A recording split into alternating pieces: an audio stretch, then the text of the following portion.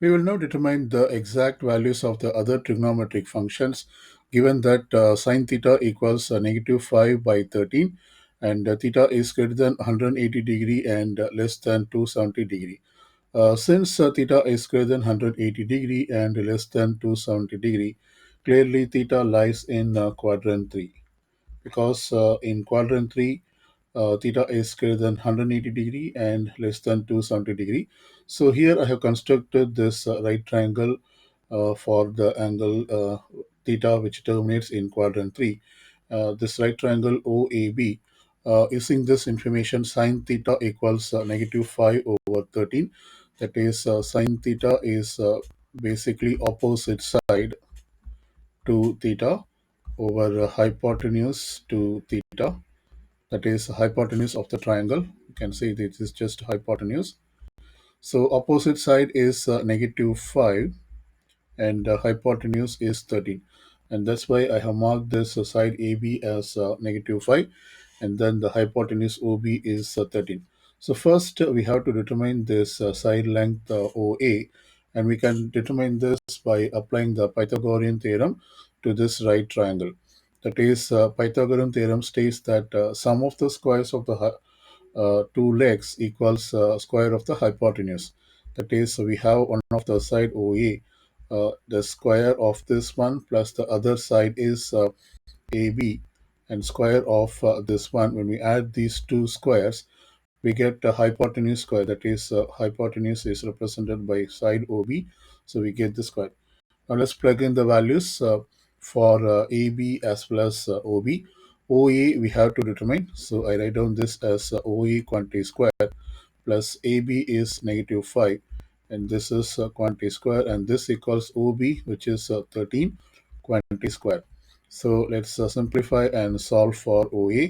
So we have OA quantity square plus negative 5 quantity square is 25, and 13 quantity square is 169. Now you can solve for OE from this one. So we have OE quantity square, and this equals subtract 25 from both sides. So that is 169 minus 25, and this equals 144. So we see that OA quantity square, and this equals 144. Now we take square root to both sides so that we can solve for OA. This square root and then the square symbol, these two will get cancelled. So we have OA equals square root of 144 is 12. So we consider OE equal 12. That is the length OE equal 12. But since this is on the left side of the y-axis, we see that this is equals negative 12 because this basically represents the negative x-axis. So we mark OE equals negative 12. Okay, now that we have determined the side OE which equals negative 12, we can determine the other trigonometric functions. So first let's determine this cosine theta. And according to the SOHCAHTOA, cosine theta equals adjacent side over hypotenuse. So the adjacent side to theta is OA, and hypotenuse is OB. So therefore OE equals negative 12 and OB equals 13. So this is cosine theta, that is negative 12 over 13. Now let's determine the tangent theta, and according to the SOHCAHTOA, it is opposite side to over adjacent side. So the opposite side of theta is AB, and adjacent side is OA, and this equals AB is negative 5 over OE equals negative 12. So these two negatives gets cancelled, and we get 5 twelfths. And this is tangent of theta. Now let's determine cotangent theta.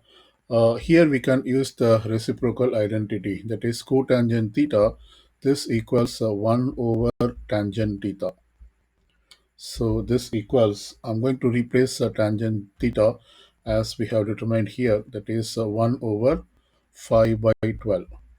And the reciprocal of 5 by 12. So this equals 1 times of, we multiply by the reciprocal of 5 twelfths. that is 12/5. This equals 12 fifths, and so this is cotangent theta, 12 fifths. Now let's determine secant theta. Once again, you can use this reciprocal identity for secant theta, and this equals 1 over cosine theta.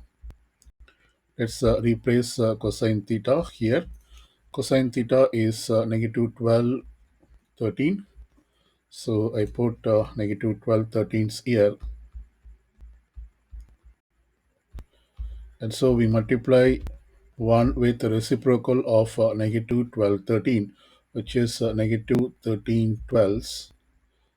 And when we multiply with 1, we get negative 13 twelves. And so this is secant theta. Now let's determine cosecant theta. Here it is the reciprocal of sine theta.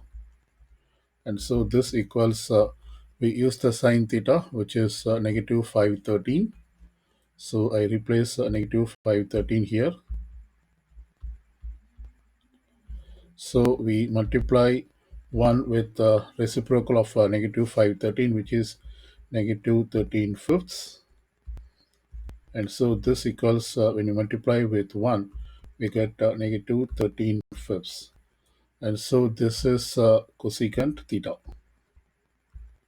So we have determined all the trigonometric functions using the given information.